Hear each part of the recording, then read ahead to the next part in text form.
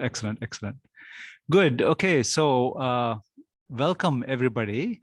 It's a kind of really special day today for several reasons. First is, you see, one of the privileges of being director is the opportunity to welcome visitors to the Institute and to our programs. And the last time I was able to do this in person was in March of 2020.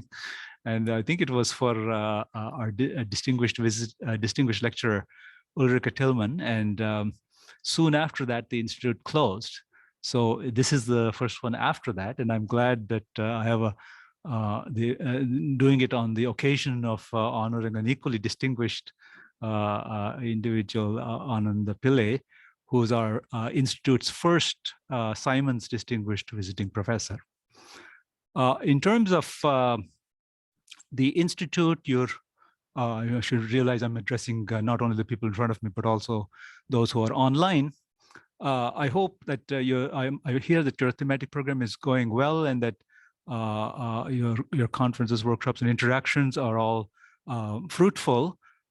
It's of course not the same as being all together physically present at the same time. Nevertheless, I hope that you have derived some benefit from the interactions. You all know that the Institute, I'm obliged to say, the Institute has exists and its activities are possible because of our generous funding that we get from the province of Ontario and the federal government, the National Natural Sciences and Engineering Research Council of Canada, also the Simons Foundation and the National Science Foundation, and also by about 20 principal and affiliated sponsoring universities, most of them in Ontario. So as a result of that funding, we're able to put on these kind of programs. We are now in a transition phase where we are this hybrid environment. Some of you are here in person and many more are online. We hope that within maybe a few more months, we will be actually able to come back to fully in-person events, and I'm sure there'll be a big celebration on that occasion. Once again, welcome to the Institute. Welcome to this particular conference in honor of Anand Pillay. I hope you have a very fruitful conversation, and congratulations to Anand on his 70th. Happy birthday! And I think I'll hand it over now to David.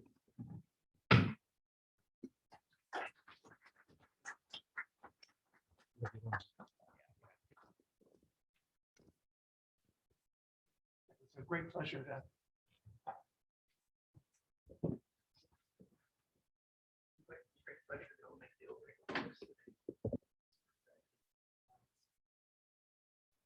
quickly go through some of the highlights of mathematics. Honored his undergraduate degree from Oxford in Maths and Philosophy. Then went on to University of London Bedford College, where he got his doctorate.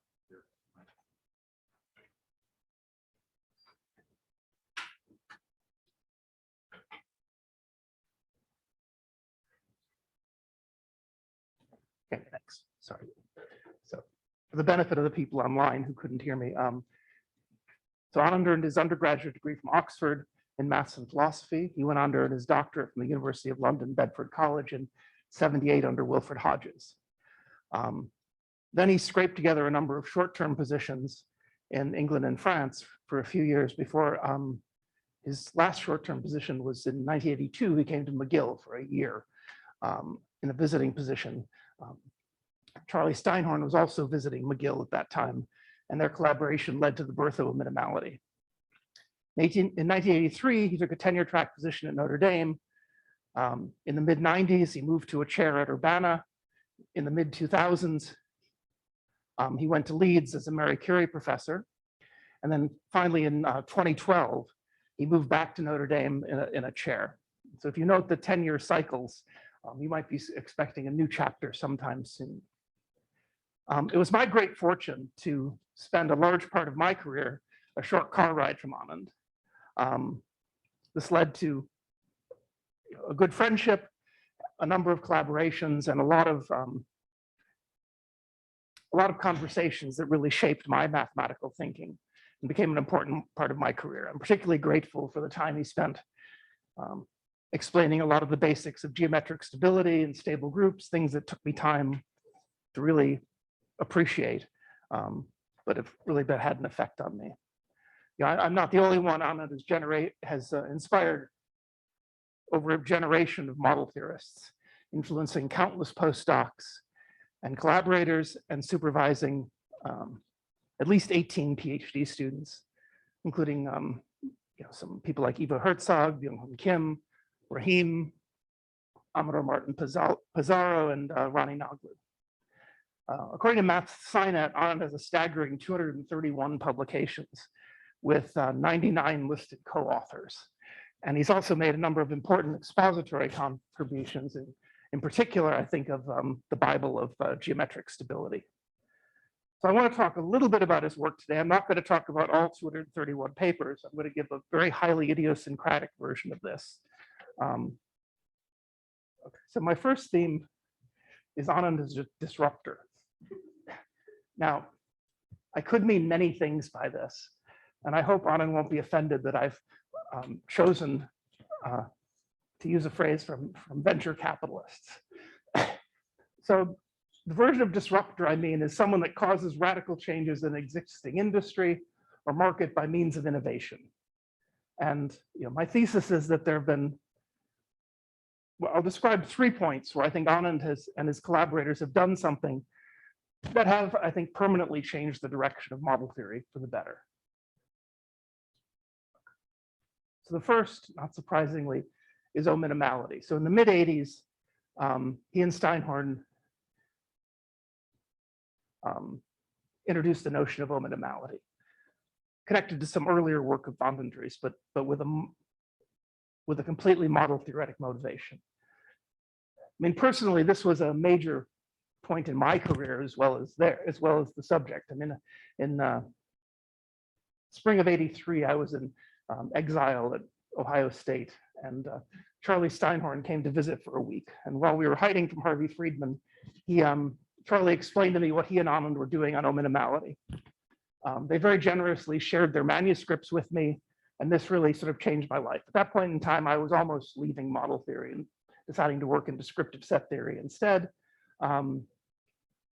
I was really enchanted by what they were doing.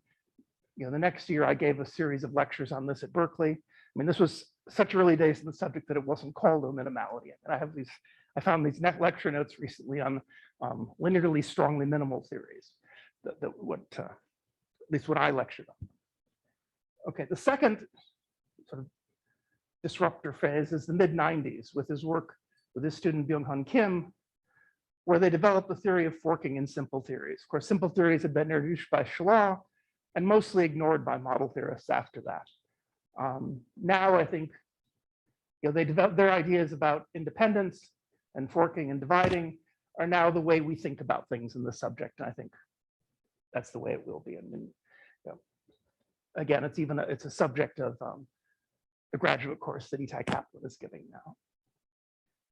And the third one is in the mid-2000s, wherein work with Hrushevsky and Petersil on the Pillay conjecture led to a resurgence of interest in NIP theories. Of course, NIP theories had been introduced by Shalom in the dark ages in the subject.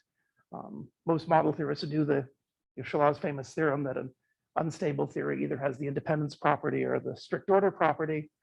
And then around 1990, Chris Laskowski had restarted interest in NIP theories by discovering the connections to Vapnik-Chevanenko theory and machine learning theory, and also simplifying some of the things of Shalom, but it sort of died out. And I think starting with the work of Hrushevsky and Pillay, and then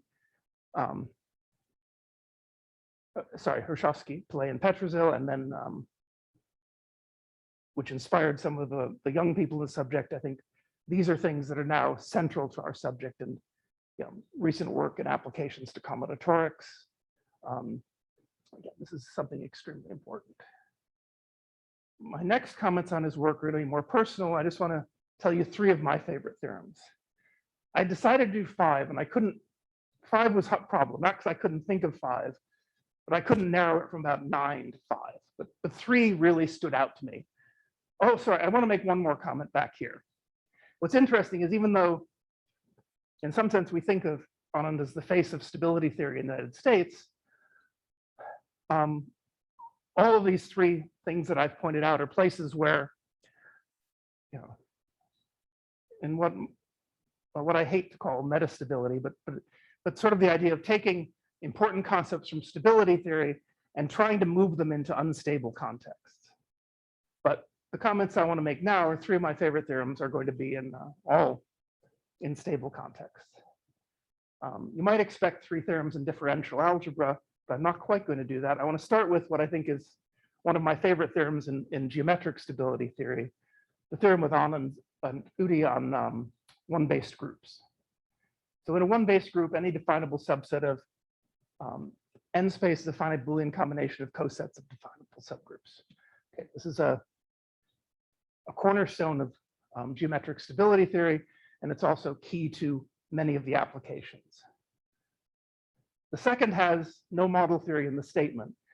It's a theorem that every differential algebraic group can be embedded as a differential algebraic subgroup of an algebraic group.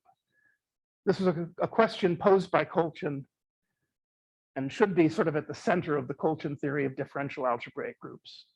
I mean, the proof is completely model theoretic. It uses generically presented groups, elimination of imaginaries, and things like that. And sadly, I think the Kolchin school has never quite got their handle on this, never quite understood what was going on here.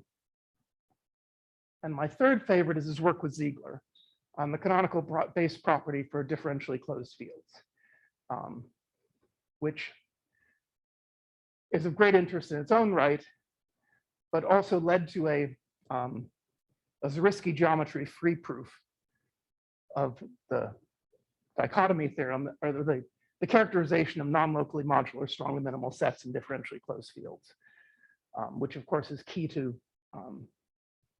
which is sort of key to a number of applications. When I said I was going to do this, Zoe told me I should show lots of pictures. So I went through my collection of old photos of Anand. These are some from the 80s and 90s. So the first is in Trento in 84 with Annalisa Marcia, with Carol Wood in New Haven, and also in 84. I think this is at the ICM in Berkeley in 86 with Zoe, in Oxford around 1990. What I noticed in going through my pictures, my photos, that every picture I have Anand also has with it in it. I won't make any comments. A few more. Chicago with Elizabeth Buscarin and Margot Otero in 92, and at my 40th birthday in Napa in 98 with Liz Frankel. So let me just say happy birthday, Anand. I think we'll now move on to the more serious parts of the program. So let's take like maybe a 2 or 3 minute break, and then Zoe will speak. Thank you.